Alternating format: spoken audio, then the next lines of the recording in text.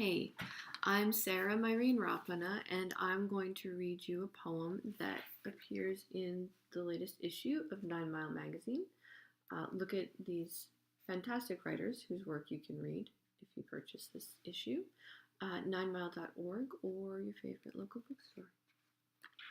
I'm going to read you a poem called When I Say Heart, I Mean.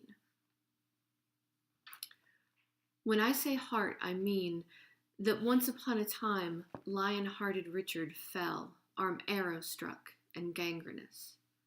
His wartime kin embalmed his heart with quicklime, frankincense, and spice. They locked it in a leaded box to keep starved wolves from tracking and devouring it.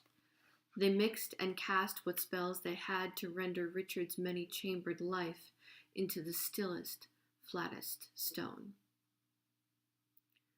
That in 10th grade, when Mr. Barry ordered bovine hearts for Bio 1 dissection, they arrived sliced open, unrolled flat, because he hadn't checked the box that specified he wanted hearts to study, not to eat. That's how I learned the heart, pressed flat, is meat. That to dissect the organs Mr. Barry handed out, Kelly and I ticked back and forth between the flat cow heart and bio textbook diagrams. We had convinced ourselves that we were wise enough to take a thing our world had crushed and planned to eat, and like two awful, Jordashed gods, restore it to its shape. That mammals keep 4 rooms, with walls that close to draw oxygen through, and then expand, unleashing blood like sunlit air. To slow it down, breathe slow.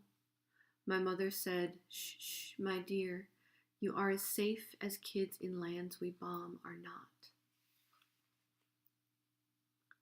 That heart's a chunk of body breathing blood, a fragile, chambered organ that condemns the brain to rot if it allows itself to sleep.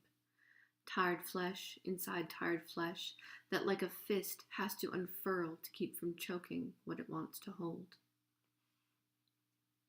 That once I read in Time about a boy who, walking home from school, picked up a round and stonish thing, but since it was US-occupied Iraq, no heart-shaped thing wasn't a bomb.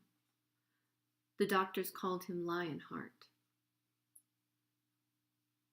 That even with no hand or face or stomach left, his heart, like something grand and terrifying in its hunger, kept on breathing, breathing, breathing. So see that boy as light, see hearts of light that rise and fall in a lead-dark hospital. Imagine bedsheets filled and flattened, filled